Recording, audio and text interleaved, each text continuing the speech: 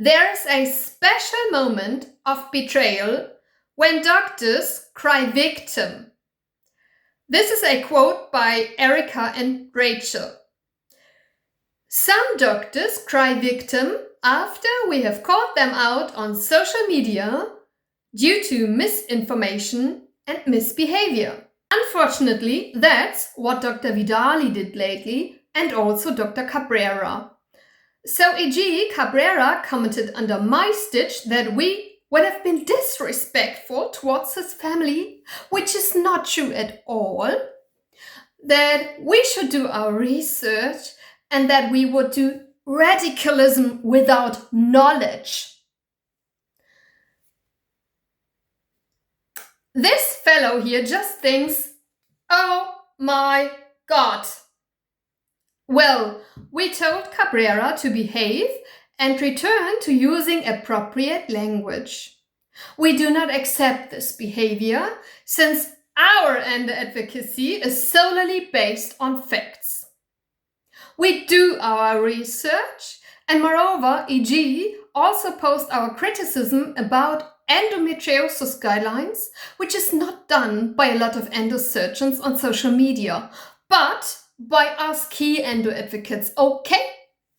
And once again, coming back to Dr. Cabrera and Endo Global Group, all we did was to ask a lot of questions regarding their post about the classification system 2025 by the IPPS and FIGO named RUMOVVINGSOME.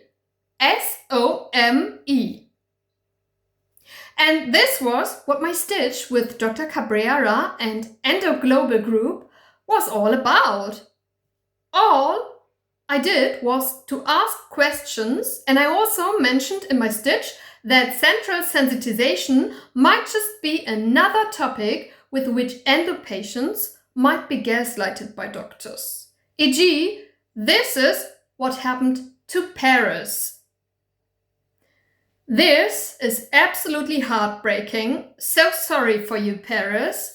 And right now you can also get in touch with Paris, since she asked recently in her story what your experiences regarding CS and endometriosis are.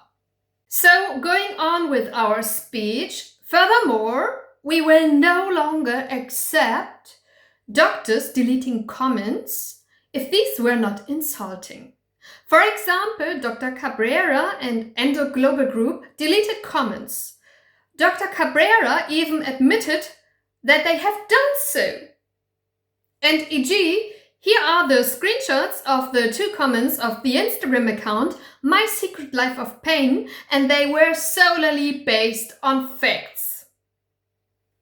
She even named sources and proofs, but Dr. Cabrera and Endo Global Group have deleted her comments nonetheless.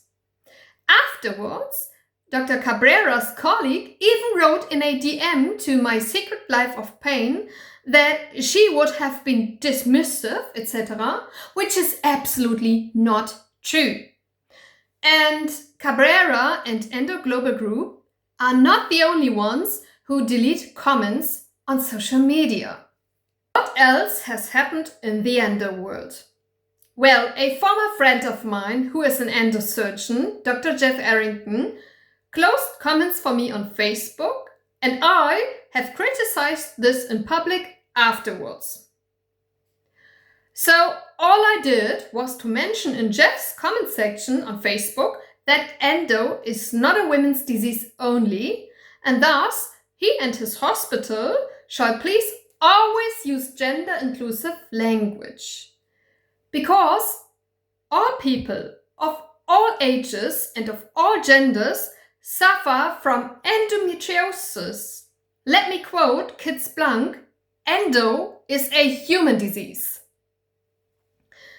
And by the way, of course, I wasn't rude in Jeff's comment section. I just named facts, e.g. I also said that endo affects people without uterus and without menstruation as well, which is even written in the European Endometriosis Guideline 2022 on page 8.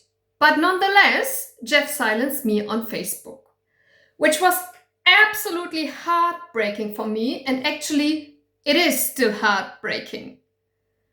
And my heart is completely torn apart. Generally, I don't accept behavior like this by a doctor, but I also have to admit that somehow, even after all what has happened, I still kind of like Jeff because he was really very helpful in the past, and moreover, he has a lot of good endo posts too. So, continuing our speech, for instance, we also remember Dr. Leonardi et al. Checking the quality of our endo advocacy on Instagram in an article 2025. Dr. Leonardi, please go back to school and learn how to write about us and how to treat endo patients appropriately. Okay? Since your beloved imaging scans also won't lead you anywhere. They might be good to plan an endo surgery, but at the moment, imaging scans are not safe enough to diagnose endometriosis, as endo can be missed completely by imaging, and moreover, endometriosis cannot always be distinguished from cancer on imaging, okay?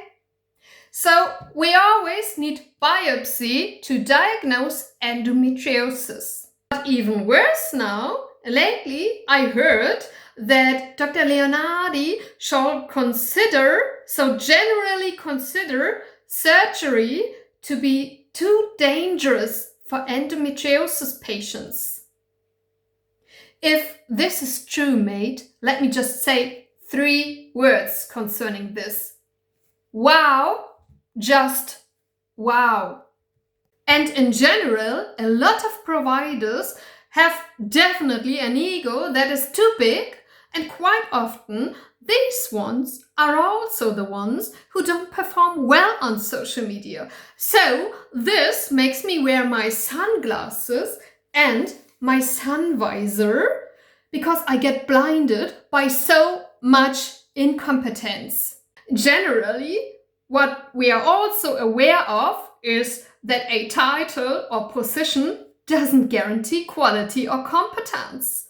So, for instance, this week we have seen a PhD writing in a comment section that the origin of endometriosis would be the uterus and that endo would be uterine tissue. Both is so incorrect. It is written, for example, in the American and also in the European endometriosis guidelines that endo only occurs outside the uterus and that endo is only described as endometrial-like tissue. And for sure, by the way, as key endo advocates, we have corrected her misinformation in this comment section. So we do our endo advocacy unpaid and really care for endo patients. Our aim is to create a new and better world for all endo patients, which is shining and sparkling like this one, right?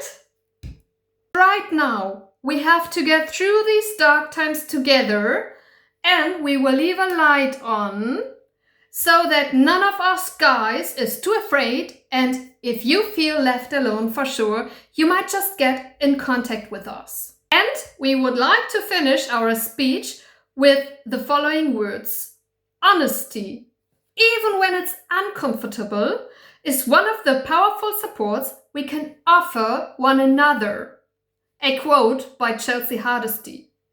And finally, we also like to state that we don't ask providers for perfection, but for doing better when they actually know better. And we ask them for honesty and authenticity. Kind regards, see ya and take care.